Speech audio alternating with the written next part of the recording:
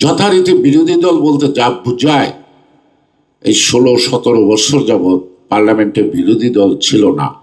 যদিও থাকে যে একটা পোশাক কুকুর বিড়ালের মতো, এদিক দিয়ে বাটে দুধ দিয়ে দিত, এটা খাইতে খাইতেও যাইতো গা।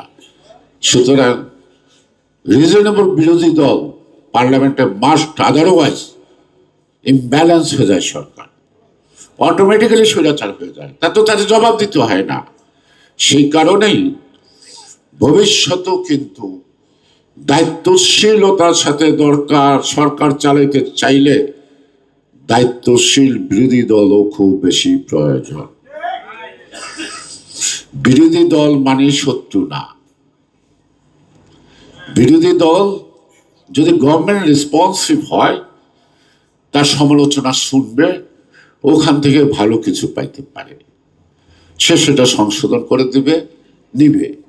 ওই সংসদ সদস্য বিরোধী দলে কয়জন আছে কয়জন নাই, that is not a matter. Matter is that যে তার কথাটার কতটুকু যৌক্তিকতা আছে দেশের জন্য, ওইটাকে গ্রহণ করবে।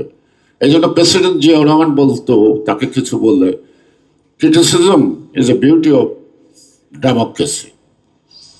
ডেমোক্রেসি, প্যাশেন্স, হ্যাঁ, এটা হলো সফলতার পূর্ব শর্ত।